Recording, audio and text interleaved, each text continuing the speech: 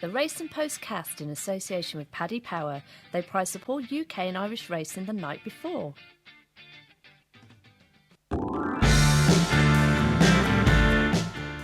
Well, welcome to the Postcast with me, Mark Story. I'm here with a fine lineup of people. I've got Paul Binfield from Paddy Power. Paul, hello. Good afternoon, Mark. Good, how are you? Very, very well, thank you. Excellent. David Jennings from the Racing Post, the Irish tipping guru, I understand. Is that right? God, I don't know who calls me that. Oh, maybe your other half. I don't know what she calls you. And then, of course, he definitely doesn't call me that. And of course, there's Mr. Pricewise. I'm Tom Siegel. Tom, how are you? Hi, Mark. Good, thanks. Good. Right now, you know, Kempton's done and dusted. We've had the Welsh national meeting, and the Gold Cup picture looks rather different to how it did on Christmas morning. Tom, when you were probably unwrapping your new Reading shirt, how do you see things now? How did you know I got another Reading shirt? Very, very I was perceptive. looking through the window. Yeah. How do I see it now? I think it's quite interesting now because, I mean, I love Thistlecrack. I think he's the best horse I've ever seen. I've said it many, many times. But he's ferocious at some of those fences. It'll be a different kettle of fish in a Cheltenham Gold Cup. I wouldn't want to be backing him at 5-4 just yet. I'd love him to win because I think he's just a monster. But that sort of price is not for me, given how he just sort of lets loose at some of those fences like he did at Kempton. That might not that might not work around Cheltenham. As for the other one, the Old Native River, I don't fancy him at all. That's controversial. No, why, I just why thought. Not? I think he's. I know we've got Thistlecrack in there, but isn't he the type of horse that could really thrive over 3-2.5 at Cheltenham? I've had a lot of Christmas. I've had a lot of Christmas pudding, and I think if you put me and DJ on, who's had a few Christmas puddings himself, I can see. Yeah. I think you put him on the back of us on Native River, he still wouldn't. I think Thistlecrack would still beat him a furlong. Yeah. I just don't think he's fast enough. The point about it is that I thought the Welsh National on Saturday was totally different from any other Welsh national I've seen, in the fact that there was a stone between top and bottom. That was a really average renewal, I thought. And if you just see the horses that filled the frame, they're all 33-1 shots. Thistlecrack could beat that Raz de Marie, I don't know, probably 2 miles in a 3-mile race. He did well. There's nothing you can do, but there's nothing you can't do more than win. But I think he's got a long way to go to be on that level of those top horses. So was his Hennessy form sort of pretty average? Yeah, I don't like the Hennessy at all. No. I've been saying for weeks now. I thought that was the worst Hennessy I've seen for many years. I mean, the placed horses just aren't that great. And the same, I think, with the Welsh National. What you can't do any more than win, and he'll jump and he'll stay. But I don't think he really likes Cheltenham either. He ran there in the 4-miler and he was sort of on and off. I don't think that's the sort of track will suit him. So for me, he's a no-go.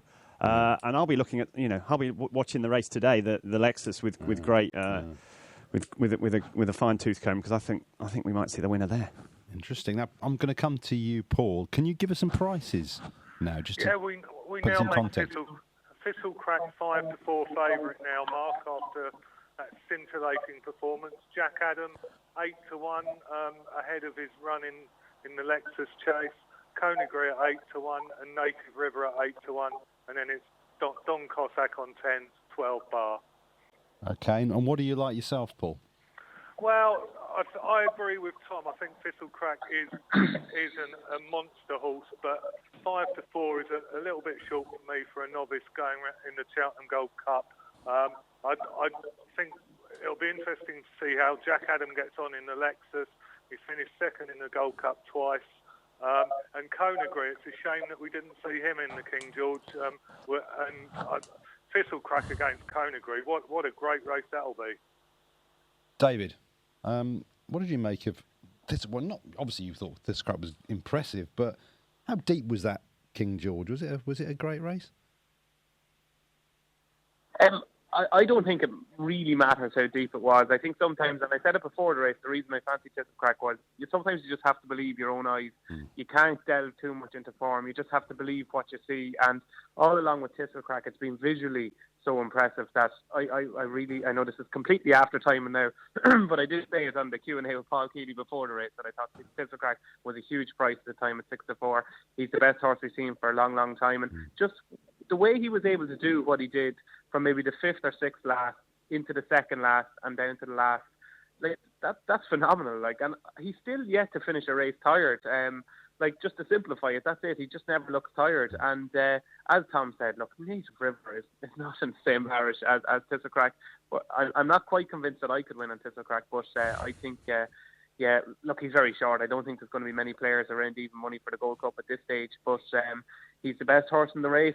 He's a good jumper. He's a serious engine. There's not too many question marks about him. And he's obviously won at Cheltenham and he's won at the festival. So he ticks plenty of boxes. Ticking your boxes, it sounds like. I mean, Q-Card going to go for the Ryanair now, according to Colin Tizard yesterday at Chepstow. Would that tickle your fancy? I think he's like 7-2 with Paddy's. Me? No, not really, Mark. I mean, I've never been a great Q-Card man myself. I mean, it's probably sound a bit controversial, but I don't see a horse that was getting lapped in King George's and getting beaten in 3 King George's suddenly transforming himself at the age of 10 to be this wonder horse that we were supposed to believe last year. I just don't think it was great form last year. Any of that stay and chase form. I think Don Cossack was much the best. The rest were, Q-Card is a very solid horse. But for example, on his open day, Colin Tizard bought out his horses, and he had Thistlecrack, Native River, Q-Card, and he said to everyone standing there, "Oh, that's the order they'd finish if they ran in the Gold Cup." So he was already thinking that Q-Card was was the worst of his 3, and that was before the King George. Wow. So for me, I love Q-Card. He's been a great story, but I just it doesn't sound like you love him. No, I don't. Look, he's done well. There's longevity I love, and the fact that he wins those bet are great with me. But I don't think he's as good as people have made out. You're breaking my heart here. First Native River, now Q-Card you're laying into. Well, I don't know what you're going to say about QPR. We'll leave that.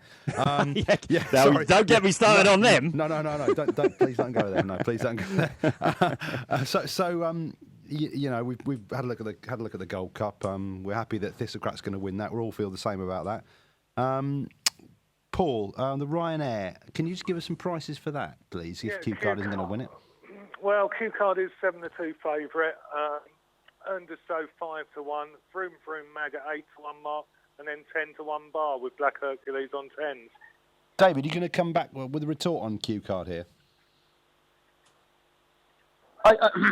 I'm surprised that they have decided to go for the Ryanair, to be honest with you, because I think he deserves another crack at the Gold Cup. Because I know Tom says that Don Cossack was by far the best staying chaser last year, but he wasn't going as well as Q-Card at the time. And I know he's a different type of horse, and he needs kind of plenty of riding and plenty of jazzing up. But at the time, if you were stopping it and running, Q-Card was travelling best, and at worst, he would have finished second. So I think he does deserve another crack at the Gold Cup. And I wouldn't be surprised if he ended up there, to be honest with you, even now. I think he's done enough to deserve his place in the lineup. He's already won a Ryanair Chase. Why go back to that? As regards to what Ryanair winner, I said for a long time now that I think Understow will win the Ryanair. I think he's crying out for a step up in trip. I just hope there's any bit of cut in the ground. Once it's good to soft, once it's soft in the description come to Thursday, I think Understow will win the Ryanair. Very interesting. We just see Colin Tizard in the winner's enclosure all Christmas, all year.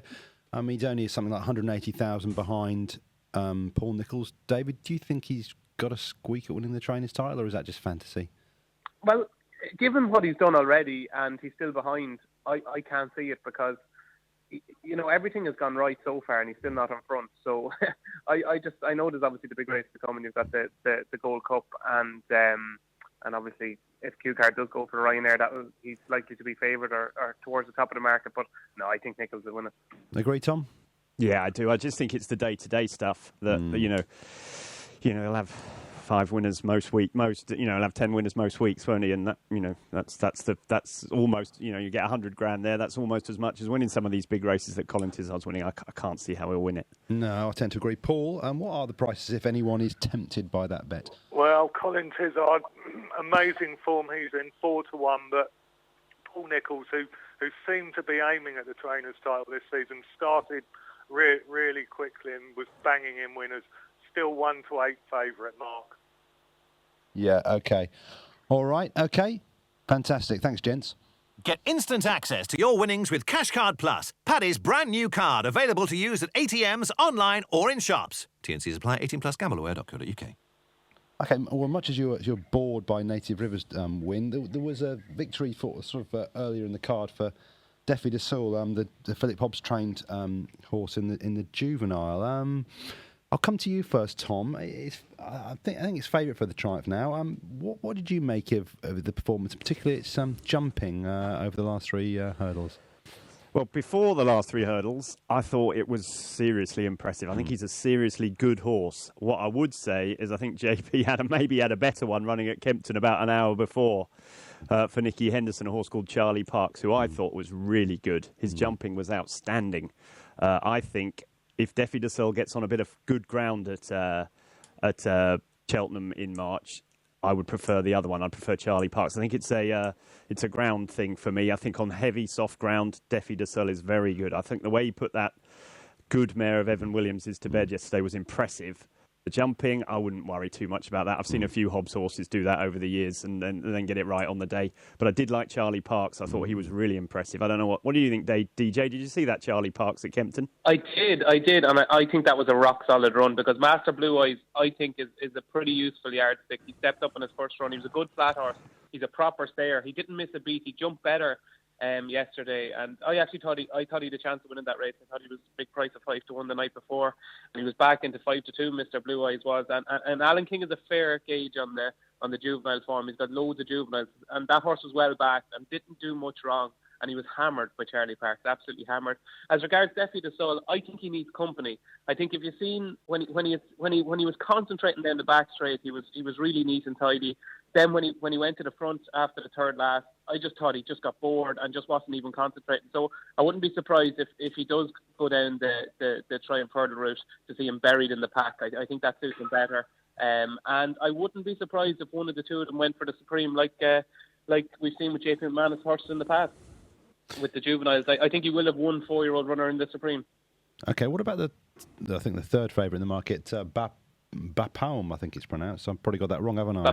Bapaume, yeah. Bapaume. Yeah. What's your thoughts on that one? Yeah, it's funny. There was a Grade 1 here yesterday in Novice Hurdle that Saturnus won, and we were just having a conversation in the press room, and we were just wondering how would the 3 juveniles that fought out the finish of the Juvenile Hurdle on St. Stephen's Day have got on, and we reckon they would have. One of them might have won it. Like, you know, you've got Bapaume, you've got Mega Fortune, and you've got Land of Hope and Glory. And you know, they're 3 really good juveniles. They quickened a long way clear of the 4th that day. They're by far the best we've seen in Ireland so far anyway. And they're good horses. I think Bapaume is going to improve. I think Mega Fortune needs softer ground, and Land of Hope and Glory probably needs a bit of better ground. I'd say Bapaume will probably end up being the best of them. But if it did happen to turn up a soft ground Triumph Hurdle, Mega Fortune would be interesting because he does need it deep. He won a heavy ground maiden on the flat at Sligo. So even between now and Cheltenham, if we did get a real couple of wet weeks and it did turn up soft, I'd be giving Mega Fortune another chance. But the English ones just look so good. Defi de Sol looks really good. DJ and Mark, I just have to say that these juveniles this year look really, really good, don't they? Often we sit around saying, "Oh, they're a bit of a an afterthought. What's going to happen here?" But I think this is a fantastic division this year. I think we've seen loads of miles better horses than we saw last year. I happened to be on the morning line the other morning with Paul Nicholls, and he was talking to me about his horse Cliffs of Dover, saying that he works in with Irving. And Irving can't get anywhere near him. He's really, really good. He's a really fast jumper, and he's getting better all the time. He's 20-1. There's that Denario des Obeaux that won on its debut by a mile. What a good horse that is. You know, JP's got loads more to come out. And, you know, I wouldn't give up on Houses of Parliament. You know, that was his first run. I don't think he did too much wrong. The ground would have been Marie DeVee, the Willie Mullins horse that beat House of Parliament, she looks very good. She's good as well. You know, what a great division it is. I agree with DJ. I think there's going to be some horses running in the Neptune. I think there'll be some horses running in the Supreme as well from these juveniles, because I think there'll be so many of them, they won't all take each other on at Cheltenham. But of all the races at Cheltenham, I think at the moment, the juvenile scene is the most exciting of the lot. Well, Paul, can you give us some prices, please? Yeah, we were mightily impressed with Defi du Sol. That one's 3-1 favourite now. Mark Bapaume at 7-1. Tom likes Charlie Parks. He can have almost 3 times the price of Defi du Sol. 8-1 Charlie Parks, 12-1 Land of Hope and Glory and Mary DeVee, and then it's 16 Evan Williams mare, Evening Hush. So as you guys say, this does look an amazingly strong division. Yes, Evan Williams after the race at Chepstow is absolutely in love with Defi de Sol. He couldn't believe how good he thought that horse was. So That was interesting and reflects your comments earlier, Tom and DJ, about the quality I think there is, the strength and depth there is in this division. It's probably going to be a race more to look forward to, certainly at the moment, than the maybe the Champion Hurdle isn't really lighting too many fires. I don't know. How do you feel about it, Tom? Yeah, I couldn't agree more. The problem is, as DJ alluded to there, is that the problem with this race is having a bet now is that JP's got about 5 or 6. And there's going to be a few alterations. We don't know where they're going to run. So if you fancy Charlie Parks or you fancy Defi Desoy, you can't really be confident in backing them at this stage because you don't know where they're going to run. When the old boys from Paddy Power start doing their non-runner no bet, then you can start having an interest in the market. But I think the point is we don't know which race they're going to go for. I think Philip Hobbs is desperate for Defi to run in the Triumph, so I think he'll probably go there. But I could see Charlie Parks going for the Supreme. So, especially after old Jenkins capitulated at Kempton the other day, I think Nicky Henderson's looking for a Supreme horse. He loves the race, so maybe we could see him go there. But as you say, it's fascinating stuff. Whether it's bet-inducing at this stage is probably not the case. Is a Champion Hurdle bet-inducing to you? God, look, there's so much. I mean, I always think that. I think the point about anti-post betting is you've got to find the race. That you should look at the race first before the horse. Because if you start backing horses, things change. For me, I think it's very, very difficult to have a bet in the Champion Hurdle. Because if you have a bet now, Forheen might turn up, Annie Power might turn up. All these ones might turn up, and then you'll think, oh well, it's a bit like when Vautour parachuted into the Ryanair last year. All of a sudden, my 16 to 1 about my 12 to 1 about Val Solido was the worst bet in history. Do you know what I mean? Yeah. But so I don't really want to get too involved in the Champion Hurdle just yet because I'm pretty sure one of them will turn up, if not both, and therefore it makes the race a totally different betting proposition to it is now. But there are some, I'm starting my anti-post series. I think. Just start of the new year. So I'm going to have to start with the Champion Hurdle. So I'm going to have to try and find something. But as I say, it's a tricky race because I think if Forheen or Annie Power turn up in form, old Janworth's going to have to improve a bit to get to them. What did you make of him on Boxing Day? I liked him. What do you think, DJ? I liked him. I wasn't expecting him to be quite as quick as he was that day. I do think they've made the right decision clearly now, going for the 2-mile race. I thought he did really well. His jumping was a bit sketchy, and let's be honest, he's only beating the new one and My 10 Till Yours. Very good horses, but no one's expecting them to win a Champion Hurdle anymore. I think he's got to step up quite a bit to Annie Power and Forheen's level, but he'll like Cheltenham better. He'll like a strong pace. Everything, he likes the track. He'll finish. He's definitely a player. DJ? He's a proper horse. If you look at that Christmas Hurdle, I'm convinced the new one doesn't like Kempton. I know he was just beaten by My 10 Till Yours in the race before. But the year before, when Fahim won it, he just about held on from Hargam. Just them hurdles in the home straight, he just seems to jump violently to his right and always seems to hit them. So I don't think the new one is at his best around Kempton, even though he does look like he needs to go right-handed. It makes no sense really at all. And My 10 Till Yours, sure, it looked to me as if it was just a ride to set the race up for Janworth. It was completely team tactics, and it worked perfectly. And Janworth was workmanlike. I think he's a bloody good horse. Everything went wrong in the Neptune, and he was still up the arse of York Hill. He went wide the whole way. He has plenty of ability. Just his jumping is just a big worry. If something like Faheen or Annie Power ran and made the run and got him out of his comfort zone, he could be losing at length at each hurdle, and you just can't do that in a Champion Hurdle. I think he's got plenty of ability, and it could absolutely fall apart this race if we don't see Faheen, if we don't see Annie Power. The one thing I will say is that speaking to Willie and just reading between the lines, it seems as if a lot of his horses weren't working well earlier on in the year. He even spoke about Douvan. Somebody asked him, has he shown you anything differently this year? He said, look, I was quite worried early on. I didn't know if he was as good as he should look last year, but he's just coming alive now. And I wouldn't be surprised if that was the case with Annie Power and Faheen. Maybe just their work in October, November time wasn't up to scratch, but looking at how his horse have ran at the Christmas Festival here at Leopardstown, they just seems to be coming to life. So I'd imagine I wouldn't be as concerned about Annie Power and Faheen as I was going into this week. So I'd imagine at least one of them would show up. And if that's the case, I couldn't see Janworth beat neither of them. But if they don't, why not run something like Moonracer even in the Champion Hurdle if it's going to cut up that badly? Because it could be a desperate race if one of them don't show up. So it's going to be interesting, but you couldn't have a bet in the race now. No. Yeah, Paul, I mean, it's quite a hard one for you to price up, or is it just a kind of a stagnant market for you? Well, yeah, it's not exactly the most vibrant one at the moment, Mark, but it's interesting. Faheen is 7-4 and Annie Power at 3-1. They both beat the new one by 8 3/4 lengths, interestingly, in their respective champion hurdle victories, which I thought was quite an interesting fact that I realised this morning. Yeah. Yanworth 5-1 could only beat the new one by 3 lengths. He's possibly got a bit to find, but he can do no more than win. And then it's difficult after that. 16-1 bar mark. Okay, Paul, I'll stay with you.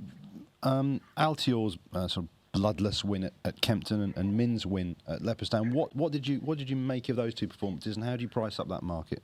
Well, they were both brilliant in their own right. It was a little bit of a shame that Identity Thief blundered his way out of the race at Leopardstown, but once again, Min was very impressive. Altior, we make even money.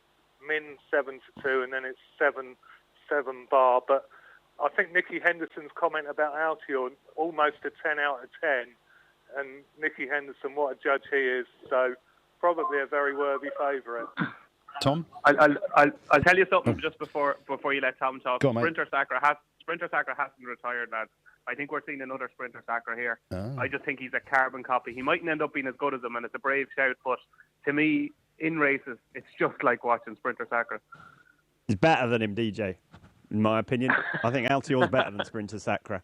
I honestly think we're seeing 2 or 3 of the best horses we'll ever see. I mean, we've had Corto Star and Sprinter and those lights, but I think we're looking at an era of Douvan, Altior, Thistlecrack, which is as good as I've ever seen.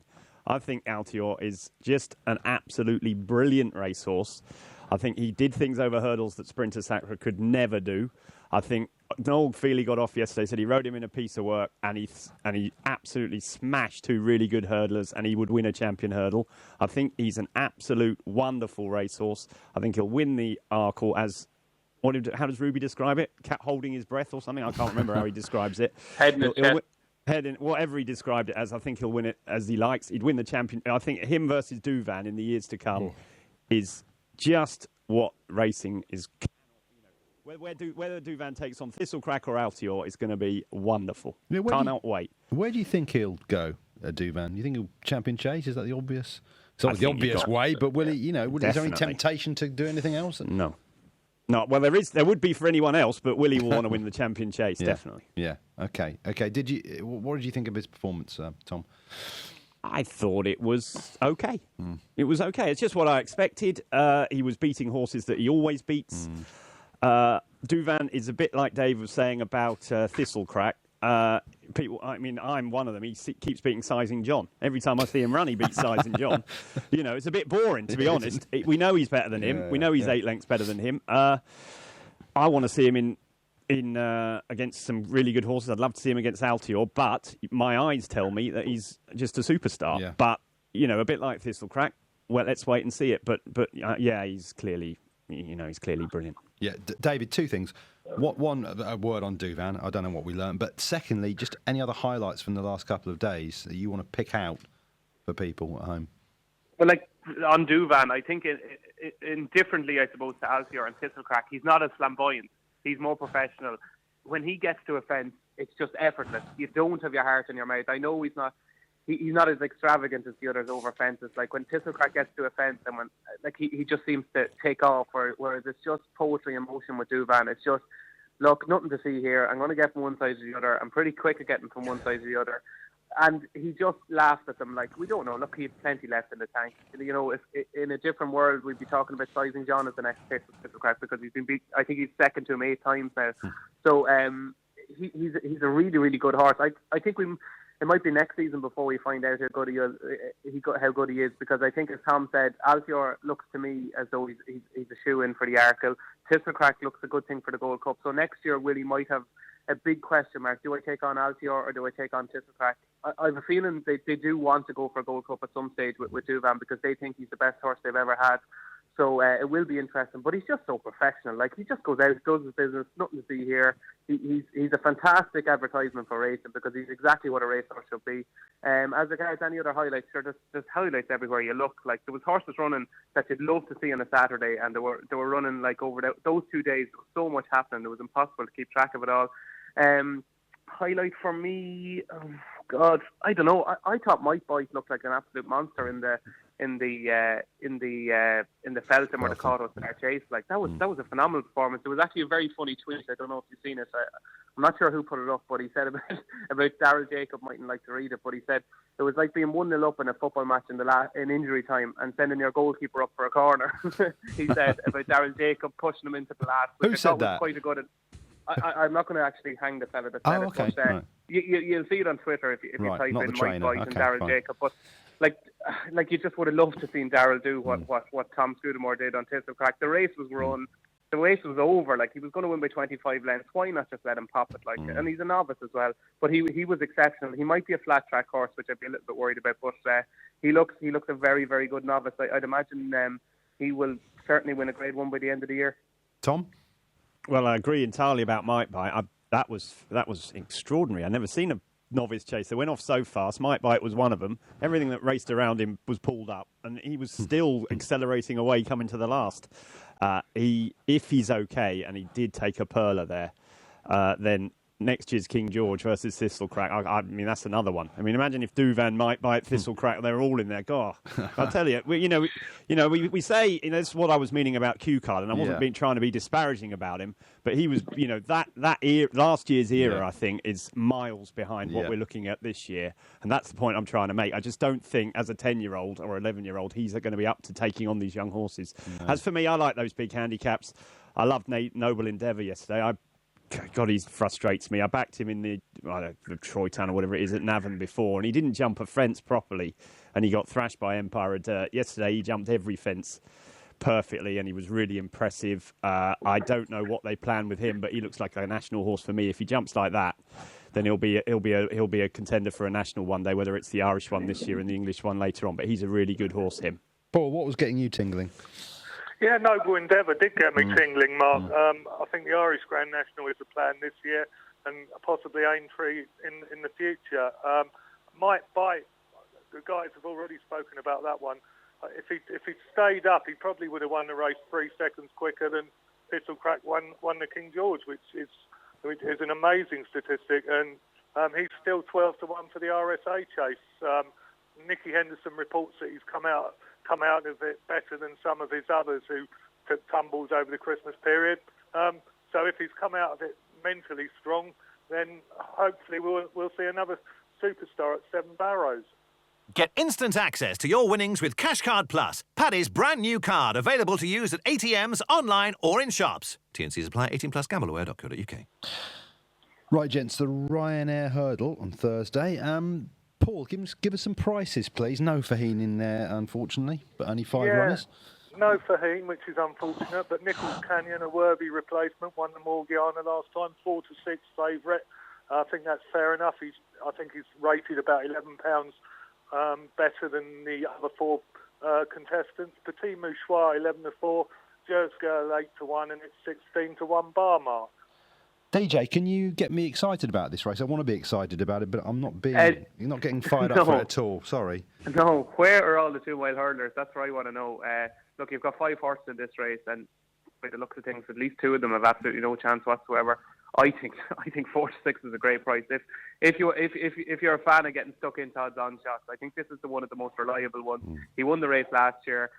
He looked as good as ever in the Fog of Punchestown when he won the Morgiana. He's just a better horse than these. I like Petit Mouchoir. I think he's a nice horse. I think he's going to make a cracking chaser someday. But no, this is Nichols Canyon's race. He's 4 to 6. I'd actually be surprised if he went off as big as that. I think I could see him being absolutely hammered tomorrow. I think he wins. Tom, are you delving below Nichols Canyon in this race? Well, that's what I'm delving through at the moment, Mark. This is the race. It's a nightmare. I have all these races in Ireland, these Grade 1s, and it's an absolute impossibility to try and find anything of value, really. No. I'm with DJ. I think he's just better than these. I mean, the official ratings, he's got, £12 in hand of Ivanovic Gorbachev. He's £11 in front of Petit Mouchoir. You know, he likes the track. He's looked better, than, as you say. I mean, it's hard to see him being beaten. No, the Grade 1 novice chase is, I'm sure, is something of much more interest to you as you do your studying today. With Coney Island in there, how are you reading that one? Well, without trying to give too much away, I think this is a fascinating race, isn't it? This is a bit like the Felton or the Quarto Star of Ireland, really. I think there's loads in there that you'd be. I'm a big Alpha Dei Zobo fan, always have been. Yeah. I have to say I was a little bit disappointed last time because I know the ground was a little bit disappointed. I know it was a bit short for him, but he jumped so well. I expected him to pick up a bit better than he did. I think he'll be much better around Cheltenham, clearly, but I'm not convinced he's quite as good as I think he was myself. I think there's horses to beat him tomorrow, and Coney Island would probably be the obvious one. Okay, DJ. It's funny. I think Alpha de Zobo will probably win the RSA, but I think Coney Island wins this. I was very impressed with Coney Island in the Drimmore.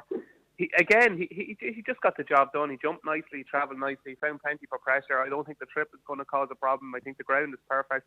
This is a cracking Grade 1. It's great to see it because obviously the other race is hugely disappointing with only 5 runners, but this is a proper race. Yeah. Like, there's horses in this, Grade 1 winners that are going to be 20, 25 to 1. It's the best race of the day. I have to say I was very, very, very impressed with Coney Island last time. He surprised me, and I think he might surprise a few again tomorrow. He's a Grade 1 winner, and I just don't think people view him as that good of a horse. I think he'll prove it tomorrow. Interesting. Bullish. Paul, what's your take on this and what are your prices? We haven't got any prices on this one yet, Mark. Okay. But I was going to go for Coney Island, but as the other two have gone for him as well, I think he'll improve for the step up to 3 miles, but possibly the top one, Atois Phil. He was a short price against Coney Island in the Drimmore. Disappointed that day, but maybe he'll bounce back on Thursday. Well, thank you, gents. That's it from us. Thank you for your time and your insights. Enjoy the racing, everyone, and we'll see you again on Friday for the tipping show. The Race and Postcast in association with Paddy Power. They prize support UK and Irish racing the night before.